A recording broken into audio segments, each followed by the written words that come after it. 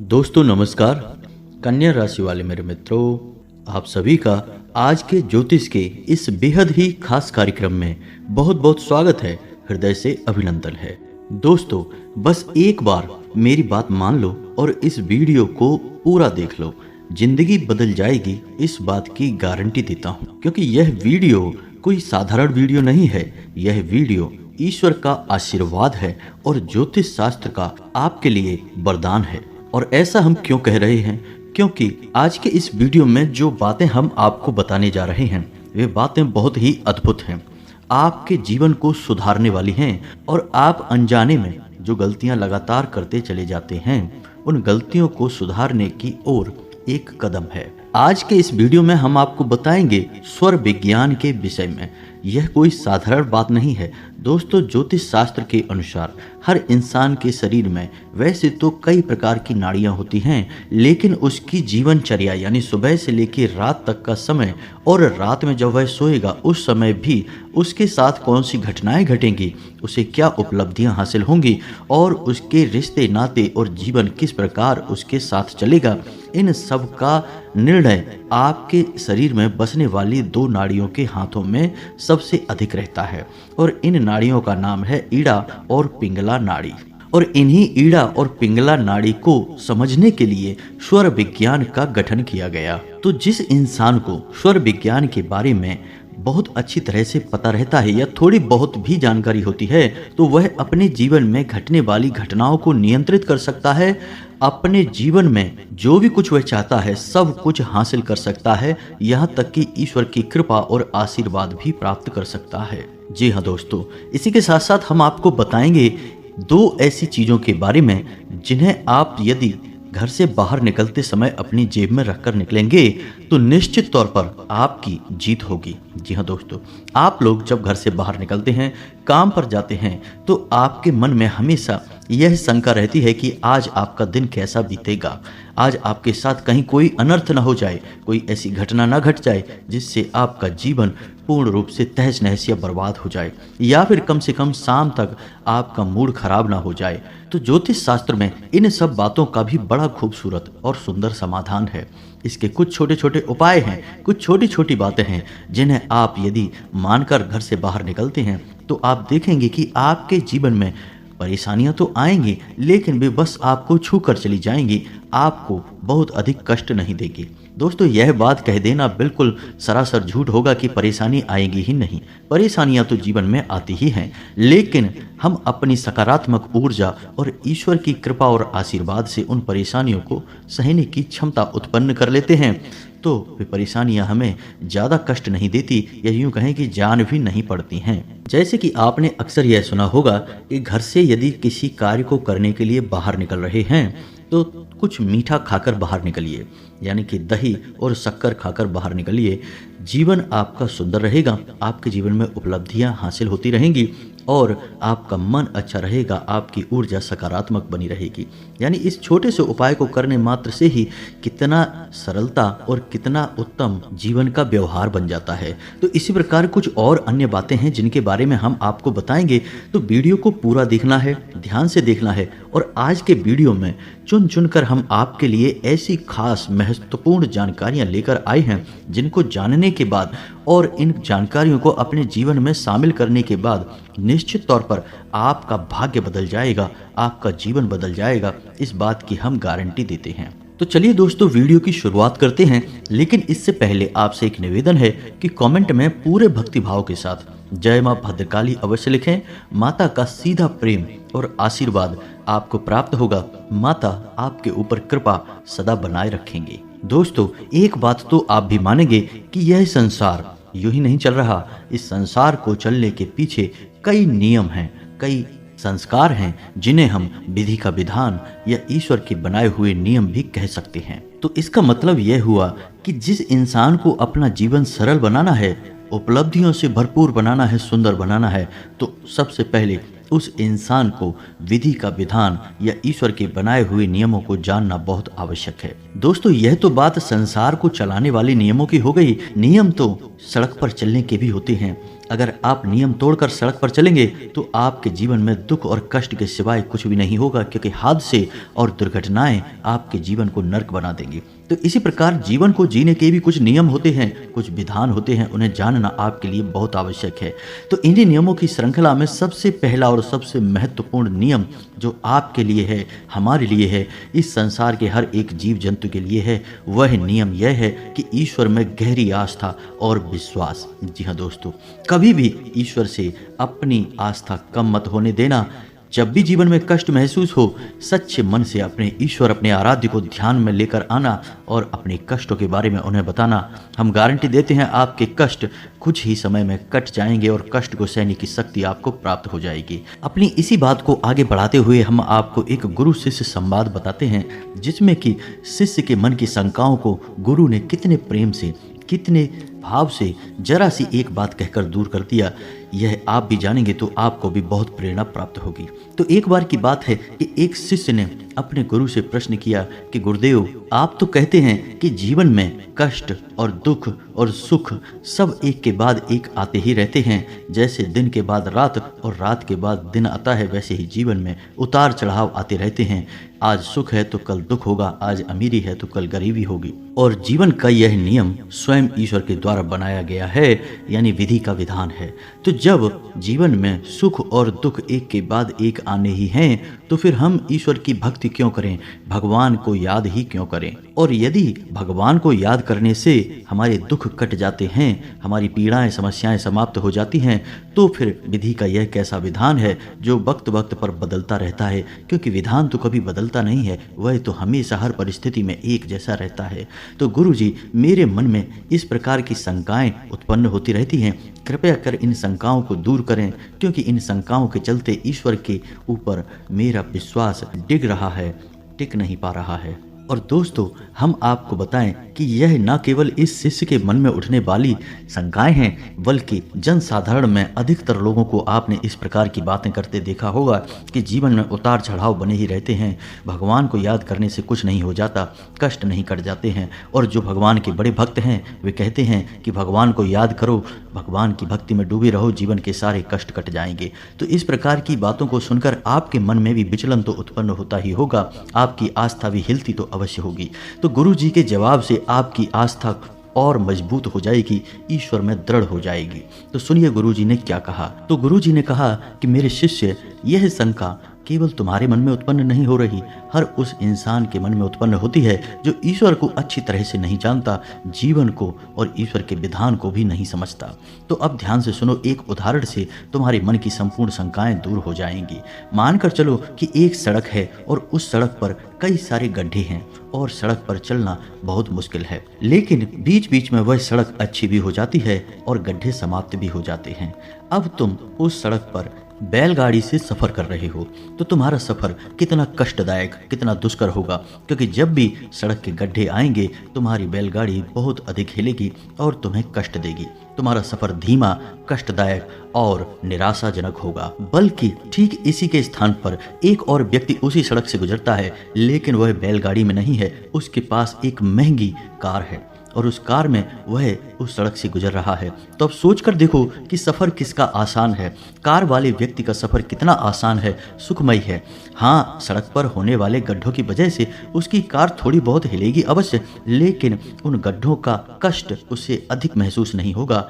थोड़ी बहुत हलचल होगी, लेकिन उसका सफ़र बहुत ही सुविधाजनक, आरामदायक रहेगा।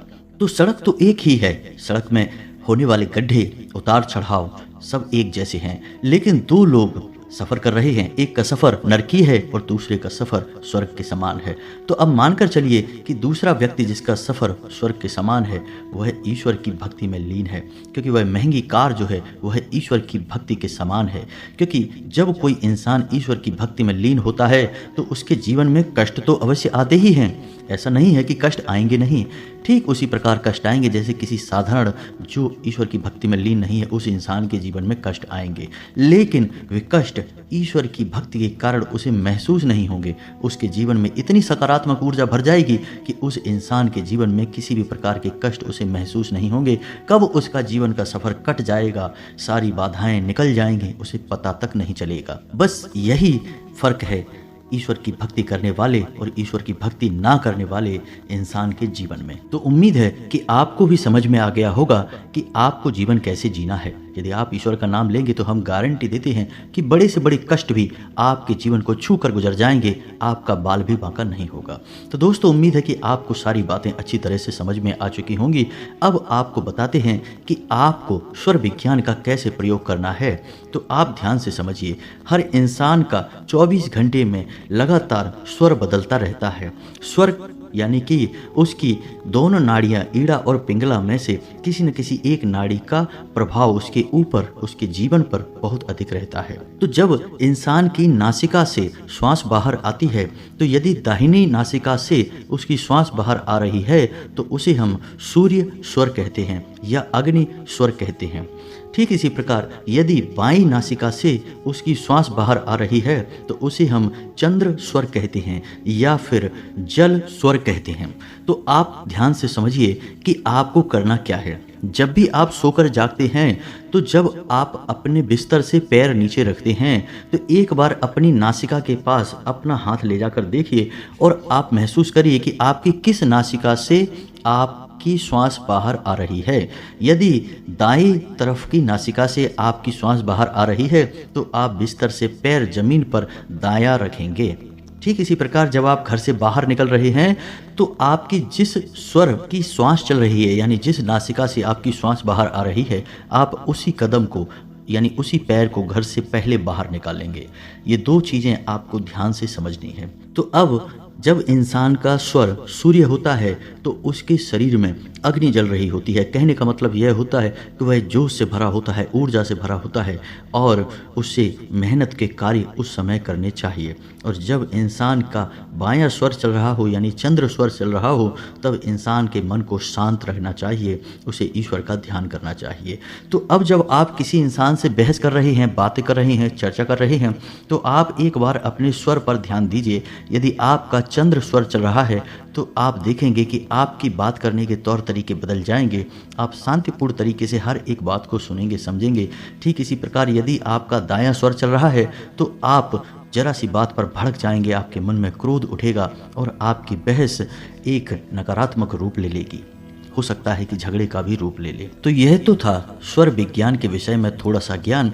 आप इन बातों को थोड़ा सा ध्यान में रखकर अपने जीवन को जिएंगे तो आप देखेंगे कि आप कई सारी चीज़ों को अपने जीवन में नियंत्रित कर पाएंगे। अपने व्यवहार को और लोगों के व्यवहार को भी आप नियंत्रित कर पाएंगे, क्योंकि आप समझ जाएंगे कि अब आपको क्या कहना है, क्या करना है। इसी प्रकार हम आपको बताएं कि जब आप घर से बाहर निकलें तो बाहर निकलने का नियम क्या है।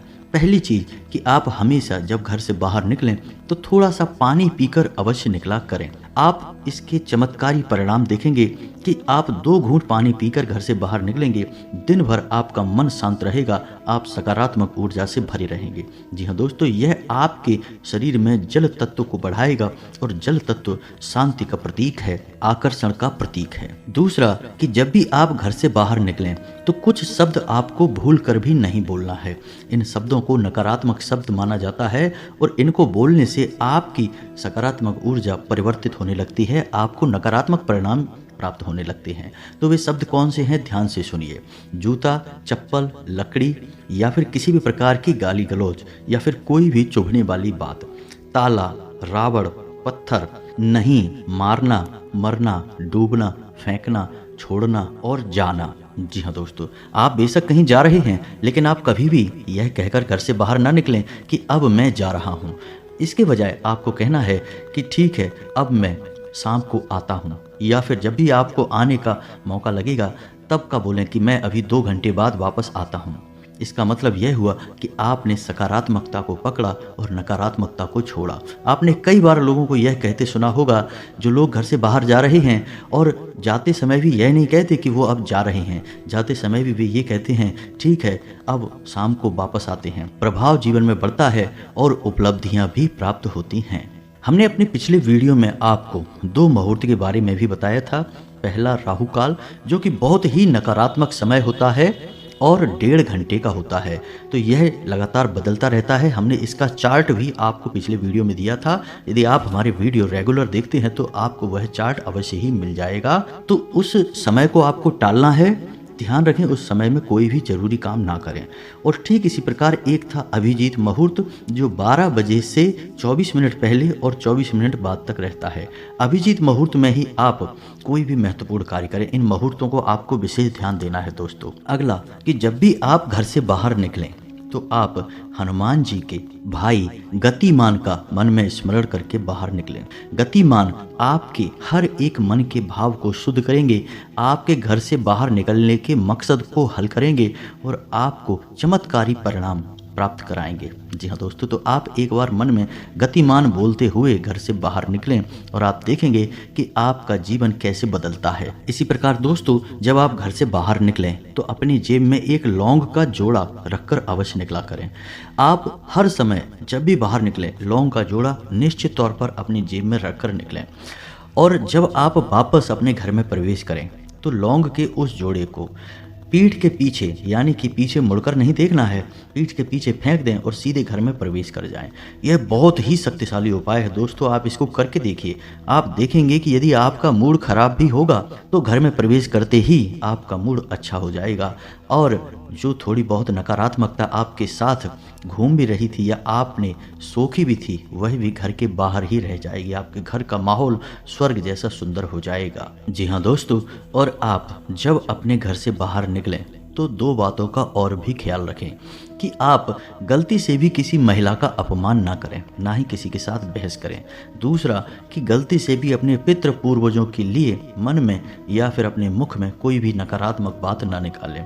इसके बजाय आप अपने पितृ पूर्वजों को धन्यवाद अवश्य दें, क्योंकि हो सकता है कि आपको ऐसा लगता हो कि आपके पुरखे पूर्वजों ने आपके लिए किया ही क्या है, लेकिन आपकी देह, आपका जीवन सब आपके पितरों की ही देन है। तो कम से कम आप अपने इस जीवन और अपनी इस देह के लिए तो अपने पितरों को धन्यवाद अवश्य करें। आप देखेंगे कि आपके जीवन में कोई नकारात्मकता रहेगी नहीं, आपके पितर बहुत ऊर्जावान होंगे और आपको आशीर्वाद देंगे। और याद रखिए कि आपके जीवन का, आपके घर का पहला रक्षा कवच आपके पितर ही हैं। तो आपकी इतनी छोटी सी क्रिया से भी आपके पितर आपकी रक्षा करने के लिए तुरंत तत्पर हो जाएंगे। कोई भी नकारात्मक शक्ति आपका कुछ बिगाड़ नहीं पाएगी। जी हाँ दोस्तों, तो इन बातों का ख्याल रखते हुए आप अपने घर से बाहर निकलिए, आपके काम निश्चित तौर पर बनेंगे, आपका जीवन सुंदर और सरल होगा।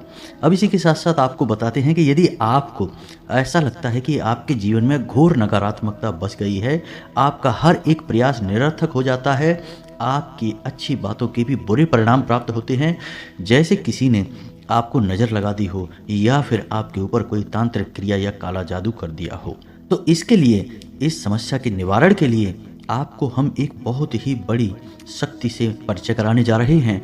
आप इस शक्ति का लाभ ले सकते हैं, साथ ही साथ आप इस शक्ति का एक ताबीज स्वयं ही भरकर अपने लिए तैयार कर सकते हैं। इसके लिए आपको किसी पुजारी, पंडित या तांत्रिक की आवश्यकता नहीं है, आप स्वयं ही इसके लिए अपना उपचार कर सकते हैं। और इस ताबीज को आप हमेशा अपने शरीर से लगा कर रखेंगे और आप देखेंगे कि आपकी घोर नकारात्मकता भी आपका कुछ बिगाड़ नहीं पाएगी और आपका जीवन निश्चित तौर पर बदल जाएगा। तो दोस्तों ध्यान से सुनिए, आपको करना क्या है। इस मंत्र का जो हम आपको बताने जा रहे हैं, इसे नवाड़ मंत्र कहा जाता है और इस मंत्र में 9 देवियों की संपूर्ण शक्ति समाहित होती है। वैसे यह मंत्र माँ दुर्गा को समर्पित है, लेकिन माँ दुर्गा के अंदर संपूर्ण देवियों की शक्तियाँ समाहित हैं। तो इस मंत्र के हर एक अक्षर में हर एक देवी का स्मरण किया जाता है। तो यह मंत्र आप यहीं से समझ चुके होंगे कि कितना शक्तिशाली है। तो मंत्र को हम आपके लिए बोलने जा रहे हैं, आप इस मंत्र को ध्यान से सुने और यह मंत्र आपके मोबाइल की स्क्रीन पर भी दिखाई देगा, तो आप इसे नोट भी कर सकते हैं। तो मंत्र कुछ इस प्रकार है, ओम ऐं ह्लीं क्लीं चामुंडाय विच्चे। जी हाँ दोस्तों, मंत्र बहुत साधारण है, आराम से याद हो जाएगा। आप इस मंत्र को दोबारा फिर से सुने, ओम ऐं ह्लीं क्लीं चामुंडाय विच्चे। जी हाँ दोस्तों, तो इस मंत्र को आपको 108 जाप करना है, यानी एक माला जाप करना है। तो आप किसी भी शुक्रवार के दिन से पूरे विधि विधान के साथ इस मंत्र का जाप शुरू कर सकते हैं। पूरे 9 दिनों तक आपका यह जाप चलेगा। जाप करते समय आपको एक ताबीज अपनी पूजा घर में रखना है, माँ दुर्गा की फोटो के पास रखना है।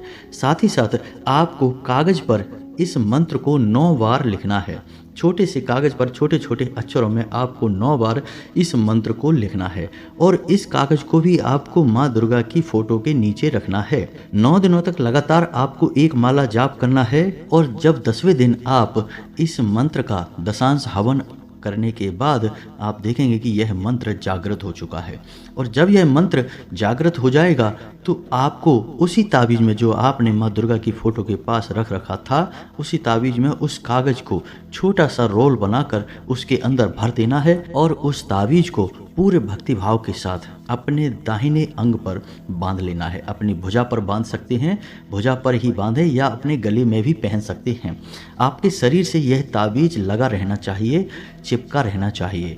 आप देखेंगे कि घोर से घोर नकारात्मकता भी धीरे धीरे कटने लगेगी और आपका जीवन जहाँ नर्क बना हुआ था वहाँ आपके जीवन में संपूर्ण सकारात्मक बदलाव शुरू हो जाएंगे। दूसरे ही दिन से आप इसका प्रभाव महसूस करेंगे। यदि आपको इस मंत्र के बारे में और विशेष जानकारी चाहिए, गहराई से इस विधान को समझना है कि कैसे ताबीज़ भरनी है और कैसे पूरा पूजा पाठ का क्रम चलता है, तो आप हमें कमेंट करें, हम आपको इसके बारे में विस्तार से एक वीडियो बनाकर दे देंगे। फिर आप स्वयं ही अपनी ऊपर होने वाली नकारात्मक क्रियाओं से छुटकारा प्राप्त कर सकते हैं, स्वयं ही अपने जीवन में बड़े बदलाव ला सकते हैं। आपको किसी की आवश्यकता नहीं है। तो उम्मीद है कि वीडियो में बताई गई बातें आपको समझ में आई होंगी, अच्छी लगी होंगी। आप इन्हें अपने जीवन में आजमाएंगे और आपका जीवन बदलेगा। इसी आशा के साथ, इसी उम्मीद के साथ आज की इस वीडियो को विराम देते हैं। कमेंट में पूरे भक्ति भाव के साथ जय माँ भद्रकाली अवश्य लिखें। माता आपके ऊपर कृपा बनाए रखेंगे। मिलते हैं अगले ज्ञानवर्धक वीडियो में, तब तक के लिए धन्यवाद। जय माता की।